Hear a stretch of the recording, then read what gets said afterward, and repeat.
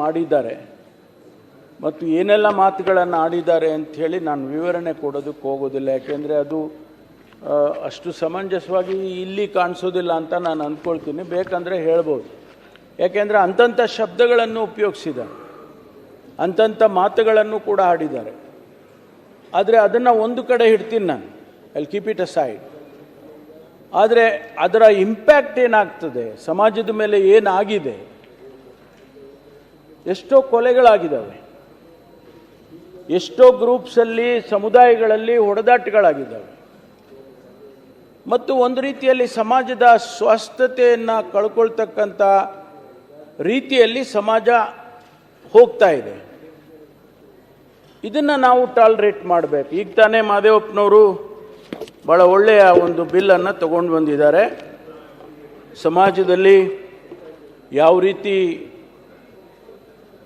ಅವಮಾನಗಳು ನಡೆಯುತ್ತೆ, ಬಹಿಷ್ಕಾರ ಅನ್ನೋದು ಒಂದು ಶಬ್ದ ಆದರೆ ಆ ಬಹಿಷ್ಕಾರದ ಹಿನ್ನೆಲೆಯಲ್ಲಿ ಯಾವ ರೀತಿ ಅವಮಾನ ಆಗ್ತದೆ ಅಂತ, ಸಮಥಿಂಗ್ ರಿಲೇಟೆಡ್ ಟು ದಿಸ್. ನಾನು ಕೂಡ ಅನುಭವಿಸಿದ್ದೇನೆ. ನಾನು ಚಿಕ್ಕಂದಿನಲ್ಲಿರುವಾಗ ನಮ್ಮ ಶಾಲೆಗೆ ಹೋಗಬೇಕಾದ್ರೆ, ನಮ್ಮ ಪಕ್ಕದ ಹಳ್ಳಿಗೆ ಹೋಗಬೇಕಾದ್ರೆ ನಮ್ಮನ್ನು ಯಾರೂ ಒಳಗಡೆ ಬಿಡ್ತಾ ಇರಲಿಲ್ಲ. ನಾವು ನೀರು ಕೇಳಿದರೆ ನಮಗೆ ನೀರು ತೊಗೊಂಡು ಬಂದು ಹಿಂಗೆ ಹಾಕೋರು. ಆ ನೀರನ್ನು ಈ ರೀತಿ ಕುಡಿಬೇಕು. ನಾನು ಕೂಡ ಕುಡಿದಿದ್ದೇನೆ, ಸ್ವತಃ ನನ್ನ ಅನುಭವ. ಆದರೆ ಇವತ್ತು 21ನೇ ಶತಮಾನದಲ್ಲಿ ಭಾರತ ಇಷ್ಟು ವೇಗವಾಗಿ ಬೆಳೀತಾ ಇದೆ. We are A biggest democracy in the world and we are one of the largest economy in the world. ಇಷ್ಟೆಲ್ಲ ಇದ್ಕೊಂಡು ನಾವು ಹೊರಗಡೆ ಹೋದಾಗ ಏನು ಹೇಳ್ತೀವಿ, ನಾವು ಪವರ್ಫುಲ್ ನೇಷನ್ ಅನ್ನುವಂಥದ್ದನ್ನು ಹೇಳ್ತೇವೆ ಹೊರತು, ಈಗ ತಾನೇ ನಮ್ಮ ಇವರು ಹೇಳಿದರು, ಅವರು ಹೋಗಿದ್ದಾರೆ ಆ ಕಡೆ, ಅಣ್ಣ ಬಸವಣ್ಣವರು ಹೇಳಿದರು, 2500 ವರ್ಷದ ಹಿಂದೆ ಈ ದೇಶದಲ್ಲಿ ಭಗವಾನ್ ಬುದ್ಧ ಹುಟ್ಟುತ್ತಾನೆ. ಭಗವಾನ್ ಬುದ್ಧನಿಗೆ ಜ್ಞಾನೋದಯ ಆದಮೇಲೆ ಸಮಾನತೆಯನ್ನು ಪ್ರತಿಪಾದನೆ ಮಾಡ್ತಾನೆ. ಮನುಷ್ಯ ಎಲ್ಲ ಒಂದೇ, ಮನುಷ್ಯ ಕುಲ ಎಲ್ಲ ಒಂದೇ ಅಂತೇಳಿ ಸಮಾನತೆಯನ್ನು ಪ್ರತಿಪಾದನೆ ಮಾಡ್ತಾನೆ. ದೇಶದಲ್ಲಿ ಸಮಾನತೆ ಅಸಮಾನತೆ ಎಷ್ಟು ಹೋಗೋದೇ ಇಲ್ಲ, ಸಾವಿರಾರು ವರ್ಷಗಳು ಹೋಗೋದೇ ಇಲ್ಲ. 850 ವರ್ಷದ ಹಿಂದೆ ಅಣ್ಣ ಬಸವಣ್ಣ ಹುಟ್ಟು ಬ್ರಾಹ್ಮಣ. ಯಾವ ಸಮಾಜ ಒಂದು ರೀತಿಯಲ್ಲಿ ಡಿಫರೆಂಟ್ ಲೇಯರ್ಸ್, ವರ್ಣಾಶ್ರಮ ಧರ್ಮದ ತತ್ವದಲ್ಲಿ ಜೀವನ ಮಾಡುವಂಥದ್ದನ್ನು ಅಣ್ಣ ಬಸವಣ್ಣ ಹೊರಗಡೆ ಬರ್ತಾರೆ, ಅದರಿಂದ ಹೊರಗಡೆ ಬಂದು ಸಮಾನತೆಯನ್ನು ಪ್ರತಿಪಾದನೆ ಮಾಡ್ತಾರೆ. ಆದರೂ ಕೂಡ ಈ ದೇಶದಲ್ಲಿ ಅಸಮಾನತೆ ಹೋಗೋದಿಲ್ಲ.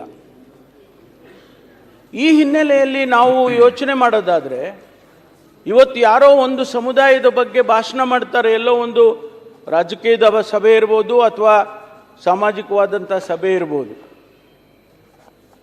If that speech creates an hatred of another community, another individual, is that what we want in a modern society?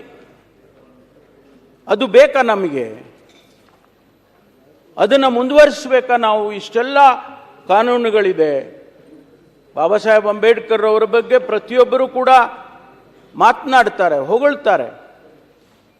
ಆದರೆ ಅದನ್ನು ಪ್ರತಿಪಾದನೆ ಮಾಡಬೇಕಲ್ಲ. ಆ ಸಂವಿಧಾನದಲ್ಲಿ ಕೊಟ್ಟಿರ್ತಕ್ಕಂಥ ಆರ್ಟಿಕಲ್ನಲ್ಲಿ ಕೊಟ್ಟಿರುವಂಥ ಅಂಶವನ್ನು ನಾವು ಪ್ರತಿಪಾದನೆ ಮಾಡಬೇಕಲ್ಲ, ಅನುಷ್ಠಾನ ಮಾಡಬೇಕಲ್ಲ, ನಮ್ಮ ಜೀವನದಲ್ಲಿ ನಾವು ಅಳವಡಿಸ್ಕೋಬೇಕಲ್ಲ. ಅದಕ್ಕಾಗಿ ನಾವು ಇವತ್ತು ಪ್ರೊಜುಡಿಸ್ ಎಷ್ಟರ ಮಟ್ಟಿಗೆ ಆಗ್ತದೆ, ಯಾವುದರಲ್ಲಿ ಪ್ರೊಜುಡಿಸ್ ಆಗ್ತದೆ? ರಿಲಿಜಿಯನ್ನಲ್ಲಾಗುತ್ತೆ, ರೇಸ್ನಲ್ಲಾಗುತ್ತೆ, ಕ್ಯಾಸ್ಟ್ ಆ್ಯಂಡ್ ಕಮ್ಯುನಿಟಿಯಲ್ಲಾಗುತ್ತೆ, ಸೆಕ್ಸಿಂದ ಆಗುತ್ತೆ, ಜೆಂಡರಿಂದ ಆಗುತ್ತೆ, ಸೆಕ್ಷುವಲ್ ಓರಿಯೆಂಟೇಷನಿಂದ ಆಗುತ್ತೆ, ಪ್ಲೇಸ್ ಆಫ್ ಬರ್ತಿಂದ ಆಗುತ್ತೆ, ರೆಸಿಡೆನ್ಸ್, ಲ್ಯಾಂಗ್ವೇಜ್, ಡಿಸಬಿಲಿಟಿ, ಟ್ರೈಬ್, ಈ ಎಲ್ಲ ಏನು ಸಮಾಜದಲ್ಲಿರ್ತಕ್ಕಂಥ ಈ ರವಿ ಯೋಗೇಶ್ವರ್ ವರ್ಗಗಳಿದ್ದಾವೆ, ಈ ಎಲ್ಲವೂ ಕೂಡ ಪ್ರೊಜುಡೀಸನ್ನು ಕ್ರಿಯೇಟ್ ಮಾಡ್ತಕ್ಕಂಥ ವಿಷಯಗಳು ಅನ್ನೋದನ್ನು ಇವತ್ತು ನಾನು ಸದನದ ಗಮನಕ್ಕೆ ತರ್ತೀನಿ. ಅದಕ್ಕಾಗಿ ಇವೆಲ್ಲವನ್ನು ನಾವು ಈ ಬಿಲ್ನಲ್ಲಿ ಇನ್ಕ್ಲೂಡ್ ಮಾಡಿದ್ದೇವೆ. ಈ ಪ್ರೊಜುಡೀಸ್ ಇಂಟ್ರೆಸ್ಟ್ ಏನಿದೆ ಅದನ್ನೆಲ್ಲವನ್ನು ಕೂಡ ಇವತ್ತು ನಾವು ಈ ಬಿಲ್ನಲ್ಲಿ ತಂದಿದ್ದೇವೆ. ಅಂದರೆ ಹೇಟ್ ಕ್ರೈಮ್ ಅಂದ್ರೇನು, why is this bill, hate crime ಅಂದ್ರೆ ಏನು ಅಂತೇಳಿ ಡಿಫೈನ್ ಮಾಡಬೇಕಲ್ಲ. It means communication of hate speech by making, publishing or circulating or any act of promoting, propagating, inciting or abetting or attempting such hate speech to cause disharmony or feelings of enmity or hatred or ill will against any person dead or alive or a group of persons or organization. ಇದು hate speech ಅಂದರೆ ಯಾರೋ ಒಂದು ಸಮುದಾಯದ ಮೇಲೆ ನಾವು ಏನೋ ಮಾತಾಡ್ಬಿಡೋದು. ನನಗೆ ಇಲ್ಲಿ ಕೆಲವು ದ್ವೇಷ ಭಾಷಣಗಳದ್ದು ಪೇಪರ್ ಕಟ್ಟಿಂಗ್ಸ್ ಇದೆ ನನ್ನ ಹತ್ರ. ಅದರಲ್ಲಿ ಏನೆಲ್ಲ ಮಾತಾಡಿದ್ದಾರೆ.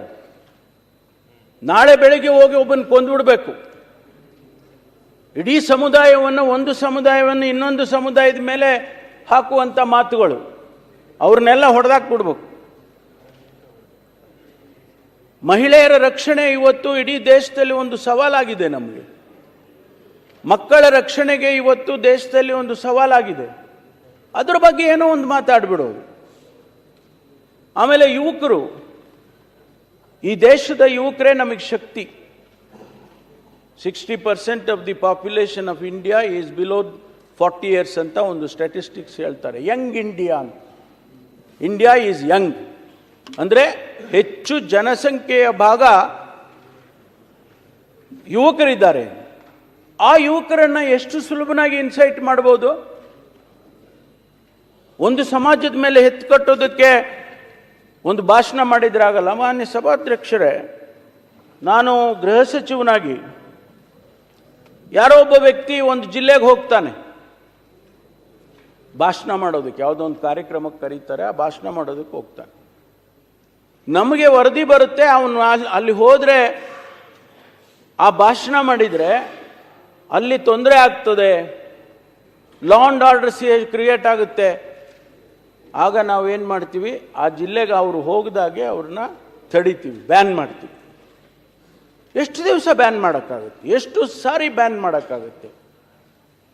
ಅನ್ಲೆಸ್ ನಾವು ಅರ್ಥ ಮಾಡ್ಕೊಳ್ಳೋದಿದ್ರೆ, ನಾವು ಸಮಾಜದಲ್ಲಿ ತಿದ್ಕೊಳ್ಳೋದಿದ್ರೆ, ನಾವೆಲ್ಲರೂ ಒಂದು ಮಲ್ಟಿಕಲ್ಚರಲ್ ಸೊಸೈಟಿ ಇದು ಅಂತೇಳಿ ನಾವು ಅರ್ಥ ಮಾಡ್ಕೊಳ್ಳೋದೇ ಇದ್ದರೆ ಎಷ್ಟು ದಿವಸ ನಾವು ಬ್ಯಾನ್ ಮಾಡಿ ಇಟ್ಕೊಳ್ಳೋಕ್ಕಾಗ್ತದೆ? ಅದಕ್ಕಾಗಿ ಕಾನೂನಿನ ಅವಶ್ಯಕತೆ, ಕಾನೂನಾದರೂ ಇದ್ದರೆ, ಹೌದಪ್ಪ ಕಾನೂನಲ್ಲಿ ಹೀಗಿದೆ ಅಂತೇಳಿ ಇದ್ದರೆ ಆ ಕಾನೂನು ಬಹುಶಃ ತಡಿಬಹುದೇನೋ ಅನ್ನುವಂಥ ಕಲ್ಪನೆಯಿಂದ ಈ ಬಿಲ್ಲನ್ನು ನಾವು ತಂದಿದ್ದೇವೆ. ಇದರಲ್ಲಿ ಮಾನ್ಯ ಅಧ್ಯಕ್ಷರೇ, ಪನಿಷ್ಮೆಂಟ್ ಕ್ಲಾಸ್ ಇದು ಒಂದು ಸ್ವಲ್ಪ ಒಂದು ಕರೆಕ್ಷನ್ ಆಗುತ್ತೆ, ಅದು ಅಮೆಂಡ್ಮೆಂಟ್ ಹೇಳ್ತೇನೆ. Commits hate crime shall be punished with imprisonment for a term which shall not be less than 1 year, which may be extended to 7 years with a fine of 50,000. ಆಮೇಲೆ ಇನ್ನೊಂದು 2 ಸಾರಿ ಅಥವಾ 3 ಸಾರಿ ಸಬ್ಸಿಕ್ವೆಂಟಾಗಿ ಮಾಡಿದರೆ, ಆ ರಿಪಿಟೇಟಿವ್ ಅಫೆನ್ಸಸ್ ಇದ್ದರೆ ಆ ಪನಿಷ್ಮೆಂಟನ್ನು ನಾವು 2 ವರ್ಷ ಮತ್ತು 1 ಲಕ್ಷ ರೂಪಾಯಿ ಫೈನ್, ಏನು 50,000 ಇರೋದು. ಇಲ್ಲಿ ಒಂದು ಕರೆಕ್ಷನ್ ಏನಂದರೆ which may extend to 10 years ಅಂತ ಇದೆ, ಅದನ್ನು ತೆಗೆದುಬಿಡ್ತೇನೆ ನಾನು. 7 ವರ್ಷ ಸಾಕು ಅಂತ ಹೇಳಿದ್ದಾರೆ. ಅದು ಯಾಕೆಂದರೆ ಆ ಕಾನೂನಿನ ಚೌಕಟ್ಟಿನಲ್ಲಿ ಅದನ್ನು ನಾವು ನೋಡಬೇಕಾಗ್ತದೆ. ಅದಕ್ಕೆ ಆ ಎಕ್ಸ್ಟೆಂಡೆಡ್ ಟು 10 years ಅದನ್ನು ಚೇಂಜ್ ಮಾಡಬೇಕಾಗ್ತದೆ ಮಾನ್ಯ ಅಧ್ಯಕ್ಷರೇ. ಅದನ್ನು ಅಮೆಂಡ್ಮೆಂಟನ್ನು ನಾನು ತಮ್ಮ ಸದನ ಅಪ್ರೂವಲ್ ಆದಮೇಲೆ ನಾನು ಅದನ್ನು ಸೇರಿಸ್ಕೊಳ್ಳೋದಕ್ಕೆ ಮನವಿಯನ್ನು ಮಾಡ್ತೇನೆ. ಇಲ್ಲ ಸಬ್ಸಿಕ್ವೆಂಟ್ ಆದರೆ 2 years, ಈಗ ಎಕ್ಸ್ಟೆಂಡೆಡ್ ಟು 7 years. ಆಮೇಲೆ it is also the offense under this act shall be cognizable, non-bailable, triable by the judicial magistrate of the first class. So ಅದನ್ನು ಕೂಡ ಈಗ ಸೇರಿಸ್ಕೊಂಡಿದ್ದೇವೆ. ಆಮೇಲೆ ಇತ್ತೀಚೆಗೆ ಯಾವ್ಯಾವ ರೀತಿಯಲ್ಲಿ as being for the public good on the ground of books, pamphlets, paper, writing, drawings, painting, representations or figure is in the interest of science, literature, art or learning other subjects of general concern. ಇದು ಈ ಏರಿಯಾಸಲ್ಲಿ ಇರ್ತಕ್ಕಂಥವು ಅಂತೇಳಿ ಅದನ್ನು ಕೂಡ mention ಮಾಡಿದ್ದೇನೆ. ಆಮೇಲೆ organisations, ಒಂದು ವೇಳೆ organisations ಮಾಡಿದರೆ ಅಥವಾ ಅದಕ್ಕೆ ಸಂಬಂಧಪಟ್ಟಂಥ ವ್ಯಕ್ತಿಗಳು ಮಾಡಿದರೆ, if the person committing an offence under this act is an organization or an institution, every person who at the time of offence committed was in charge of and was responsible to such organization or institution for the conduct of the business of the same, as well as such organization or institution shall be deemed to be guilty of the offence, shall be liable to proceed against punishable accordingly. ಒಂದು ವೇಳೆ ಆರ್ಗನೈಸೇಷನ್ನಲ್ಲಿ ಇರ್ತಕ್ಕಂಥವ್ರು ಮುಖ್ಯಸ್ಥರು ಇದು incident ಆಗುವಾಗ ಜೊತೆಯಲ್ಲಿದ್ದಂಥವ್ರು ಅಂತೇಳಿ ಅದರ ಅರ್ಥ. ನಾವು ಆ ರೀತಿ ತಂದಿಲ್ಲ, ನಾವು ಪೊಲಿಟಿಕಲ್ ಪಾರ್ಟೀಸ್ ಅಂತ ತಂದಿಲ್ಲ. ಆರ್ಗನೈಸೇಷನ್ ಅಂದರೆ ಅದು ಕವರ್ ಆಗುತ್ತೆ ಅಂತ. ಕರೆಕ್ಟ್ ಆಯ್ತಾ?